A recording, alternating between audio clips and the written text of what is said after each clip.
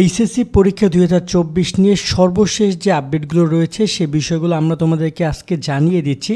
তোমাদের প্রশ্নপত্র তৈরি, তোমাদের পরীক্ষার রুটিন এবং পরীক্ষা কবে শুরু সেই সম্পর্কিত বিষয়, তার সাথে অটো প্রমোশন নিয়েও কথা রয়েছে। তো সম্পূর্ণ ভিডিওটি শেষ পর্যন্ত দেখো। প্রথমত আগে তোমাদের পরীক্ষার রুটিন প্রসঙ্গে আমরা একটু কথা বলি। ইতিমধ্যে রুটিন নিয়ে শিক্ষা মন্ত্রণালয় থেকে বলা হয়েছে চলতি সপ্তাহের মধ্যেই তারা রুটিন প্রকাশ করবে। এক্ষেত্রে এই সপ্তাহ অথবা সামনের সপ্তাহ, এক সপ্তাহের মধ্যে মূলত রুটিন দিবে। ঢাকা শিক্ষা বোর্ডের চেয়ারম্যান অধ্যাপক তপন কুমার সরকার তিনি বলেছেন, মানে রুটিন তৈরি করছে, এখন শুধুমাত্র অনুমোদনের পালা। এক্ষেত্রে তারা এখানে আমরা দেখছিলাম যে 11 সেপ্টেম্বর তোমাদের পরীক্ষা শুরু হবে এমন প্রস্তাব করে কয়েকটা রুটিন তৈরি করছে। তবে এখানে একটা কথা তোমাদেরকে বলতে চাই, তোমাদের পরীক্ষাগুলো হবে মূলত রবিবার, মঙ্গলবার এবং বৃহস্পতিবার বেশিরভাগ পরীক্ষাগুলো হবে, অর্থাৎ একদিন বন্ধ রেখে পরীক্ষাগুলো হবে। এক্ষেত্রে পূজার মধ্যে পরীক্ষা পড়বে কিনা, যেহেতু অক্টোবরের মাঝামাঝিতে পূজা রয়েছে, সে বিষয়টা রুটিনের উপর নির্ভর করে। বাট সম্ভবত তোমার পূজার আগেই তোমাদের পরীক্ষা শেষ করতে তারা চাচ্ছে, হয়তোবা পূজার পরে ব্যবহারিক পরীক্ষা শুরু হতে পারে। এরকমের বেশ কিছু পরিকল্পনা শিক্ষা মন্ত্রণালয়ের রয়েছে। আর তোমাদের আরও একটা ব্যাপার নিয়ে একটু কথা বলি, সেটা হচ্ছে যে প্রশ্নপত্র তৈরি নিয়ে ইতিমধ্যে কিন্তু বিভিন্ন থানার অধীনে যে প্রশ্নপত্রগুলো ছিল, সেগুলো যেগুলো ভর্তি ছিল, প্রশ্নপত্র ভর্তি ট্রেজারিতে ছিল, সেগুলো শিক্ষা বোর্ডগুলো নিয়ে গেছে, কখনোই নেয় না, এবার তারা নিয়েছে এবং তোমাদের নতুন কোশ্চেন তৈরি করছে।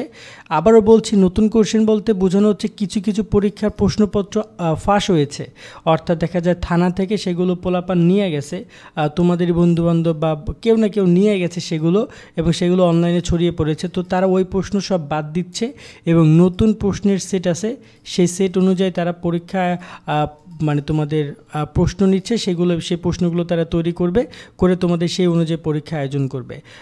এভাবে তারা পরিকল্পনা গ্রহণ করছে। আর অটো প্রমোশন নিয়ে যদি কথা বলি, অটো প্রমোশন তোমাদেরকে দিচ্ছে না, অটো পাশে কোনো সিদ্ধান্ত আসছে না।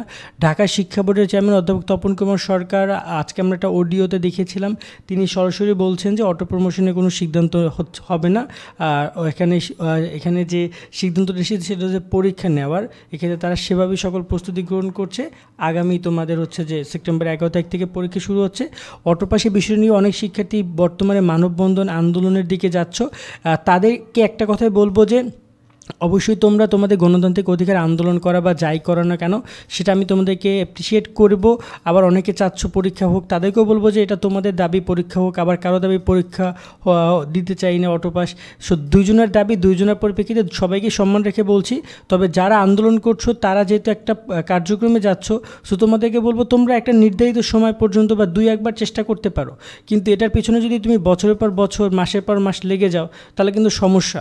হয়তো তুমি 2 দিন 3 দিন শিক্ষা মন্ত্রণালয়ের কাছে যেতে পারো বা শিক্ষা বোর্ডের কাছে গিয়ে এ ব্যাপারে দরখাস্ত বা তোমাদের যে স্মারকলিপি সেগুলো জমা দিতে পারো। বাট কোনো কারণে যদি শিক্ষা বোর্ড সেটা যদি তোমাদের কথা না শুনে, তাহলে সেখানে বারবার পড়ে থাকার কোনো মানে হয় না, কারণ যেহেতু তারা পরীক্ষা নেওয়ার সিদ্ধান্ত যখন নিয়েই ফেলবে, তখন তার কোনো কিছু করার থাকবে না।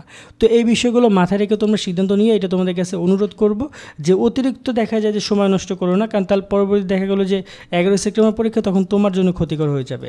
তো এখন যেহেতু একটা কথা বিষয় অবশ্যই বলতে হয় যে ইতিমধ্যে প্রধান উপদেষ্টা বলেছেন, প্রধান উপদেষ্টার অধীনেই কিন্তু শিক্ষা মন্ত্রণালয় রয়েছে।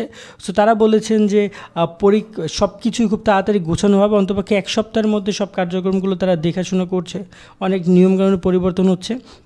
সো তোমাদের যা করার তোমরা এই চলতি সপ্তাহের মধ্যে করতে পারো, এই পরের সপ্তাহে এগুলো নিয়ে কোনো কাজই হবে না।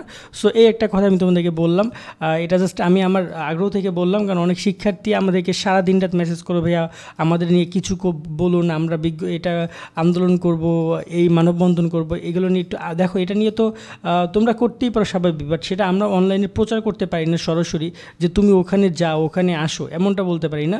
তোমরা যদি কোনোটা আন্দোলন করো বা কোনোটা মানববন্ধন করো, সেটার ইনফরমেশনটা আমরা সবাইকে জানাতে পারি, এইটা পর্যন্ত আমাদের এখতিয়ার রয়েছে। বাট এর বাইরে আমরা তোমাদেরকে ইনফ্লুয়েন্স করতে পারি না যে তোমরা আন্দোলন করো, এই ইনফ্লুয়েন্সেশনটা আমাদের উচিত হবে না করে, এবং আমরা সেটা করবও না। তো এটা হচ্ছে তোমাদের পরীক্ষা নিয়ে সর্বশেষ আপডেট। নতুন আপডেট সেটা জানাবো। সকলে অনেক ভালো থাকবা। আল্লাহ হাফেজ।